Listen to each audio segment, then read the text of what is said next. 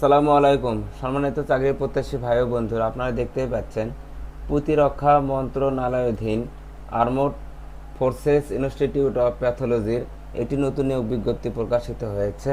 এখানে বাংলাদেশের সকল জেলা থেকে নারী এবং পুরুষ উভয় প্রার্থী আবেদন করতে পারবেন। সুতরাং আবেদন কিভাবে করতে হবে সব কিছু এই ভিডিওতে আলোচনা করব।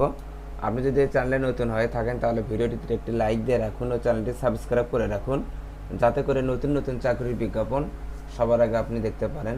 এখানে দেখুন পদের নাম সায়েন্টিফিক অফিসার,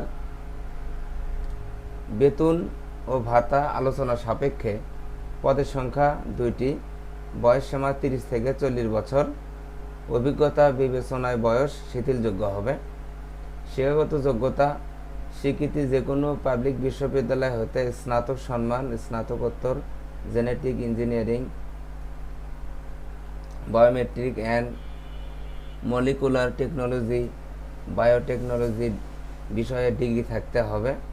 জেনেটিক ল্যাবরেটরিতে ন্যূনতম 2 বছরের ব্যবহারিক কাজ করার অভিজ্ঞতা থাকতে হবে।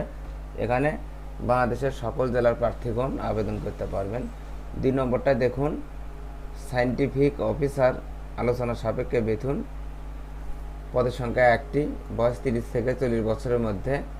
এখানে স্বীকৃতি যে কোনো পাবলিক বিশ্ববিদ্যালয় হতে বায়োমেডিক্যাল ইঞ্জিনিয়ার, বায়োটেকনোলজিতে স্নাতক সম্মান, স্নাতকোত্তর থাকতে হবে। এখানেও বাংলাদেশের সকল জেলা থেকে আবেদন করতে পারবেন।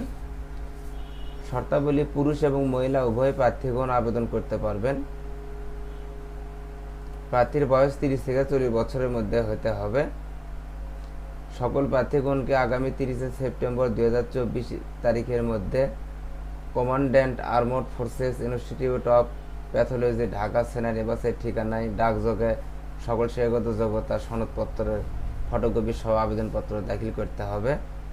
অর্থাৎ এই আবেদনটা আপনাদেরকে ডাকযোগে করতে হবে।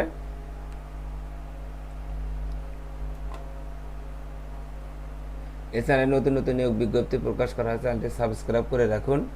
ধন্যবাদ।